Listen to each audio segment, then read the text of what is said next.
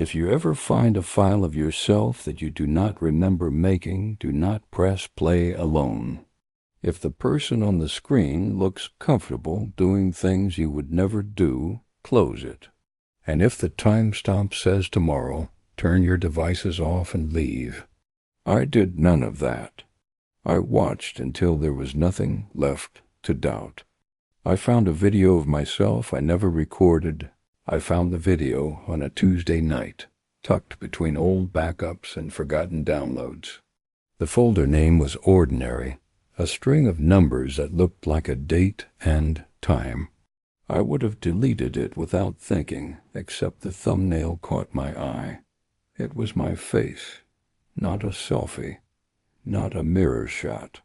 The angle was wrong for both.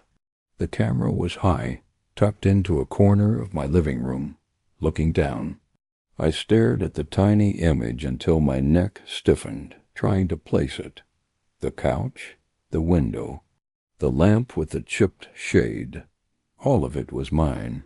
I did not own a camera that could do that. I clicked the file. The video opened without sound. I sat on my couch, leaning forward, elbows on my knees, hands clasped like I was waiting for bad news. I watched myself breathe, watched my jaw tighten, then relax. I looked thinner than I remembered, and tired in a way that felt intimate, like the camera had caught me in a private moment. I checked the timestamp. It said the video had been created 2 nights earlier, at 2:14 a.m. I was asleep then. I always was. I closed the laptop and stood up too fast, dizzy with the simple logic of it. Someone had been in my apartment. Someone had set up a camera. Someone had watched me.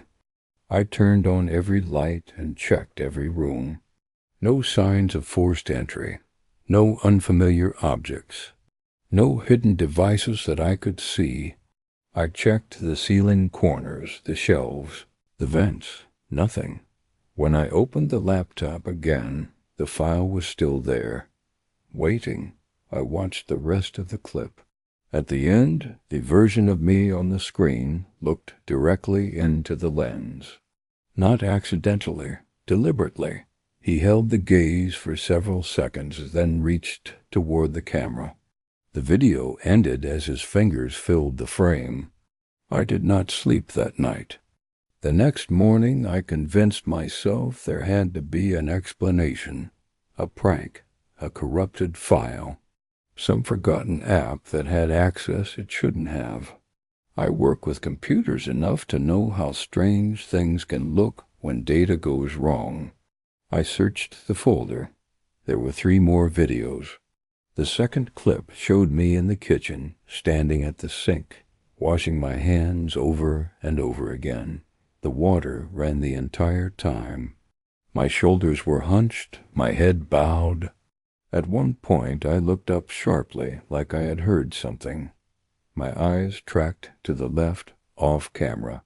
I did not turn around. The third clip was shorter. I sat at the table, a notebook open in front of me.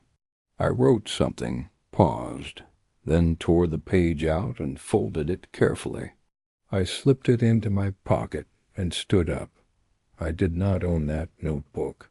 The fourth clip made my stomach drop. It was recorded from my bedroom doorway. I lay in bed, asleep.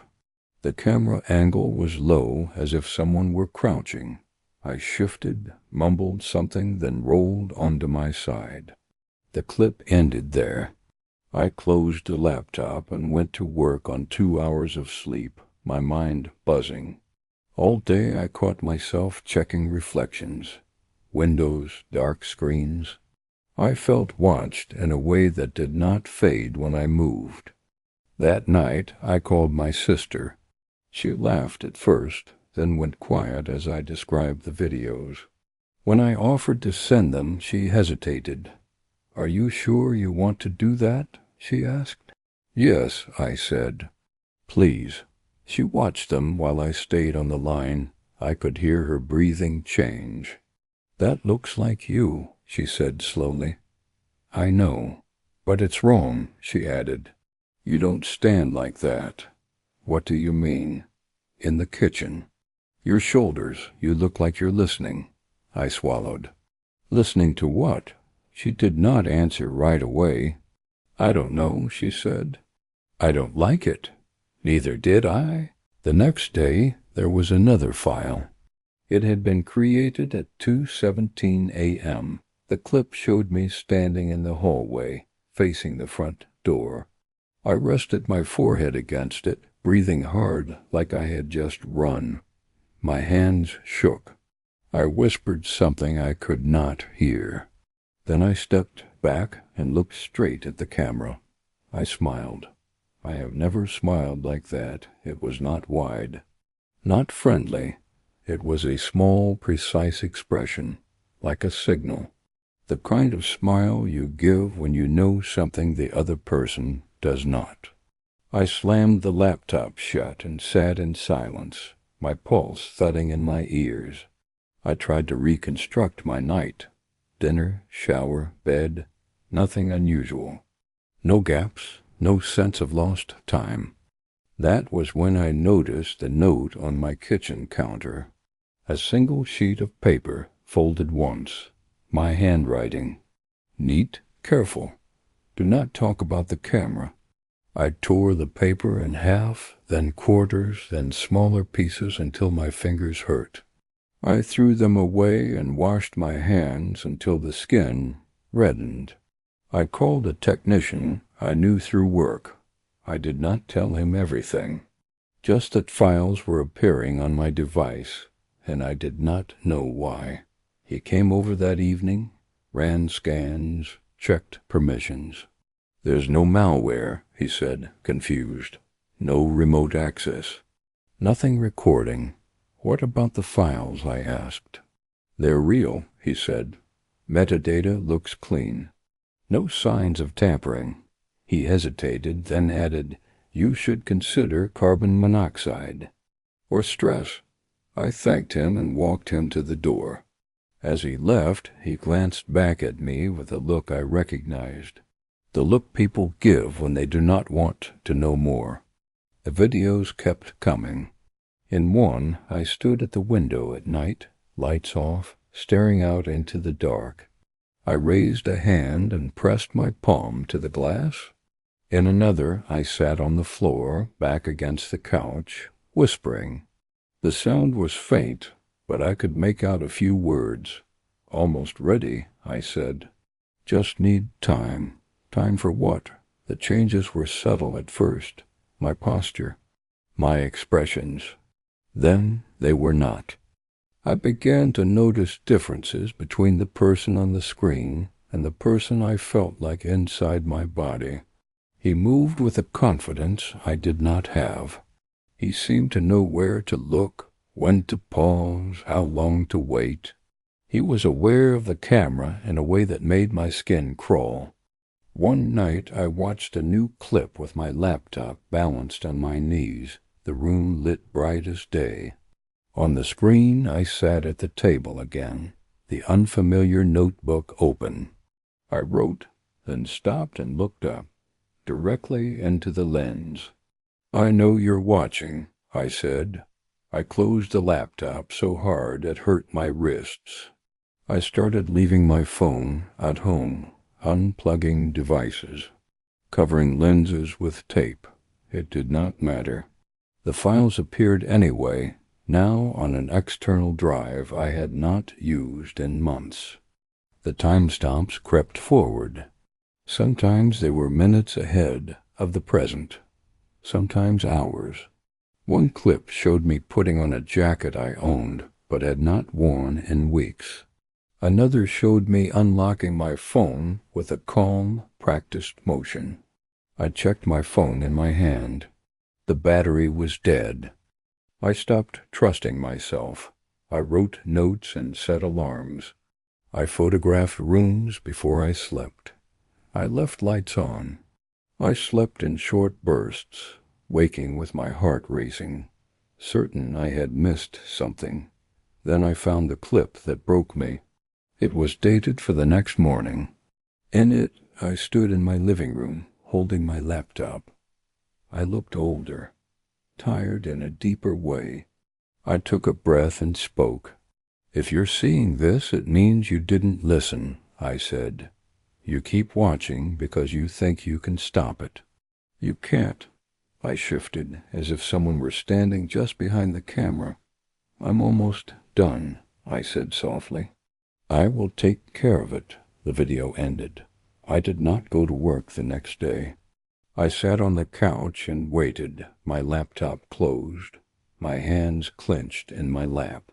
Every sound made me flinch. The clock ticked loudly. At 10:42 a.m., my phone buzzed. A new file had sensed. I did not open it. I grabbed my bag and left the apartment, my heart pounding. I walked until my legs ached, until the familiar streets blurred into something distant. I sat in a crowded place and watched strangers, grounding myself in their noise and movement. When I finally checked the file, my hands were steady. The clip showed me standing in the doorway, watching myself leave.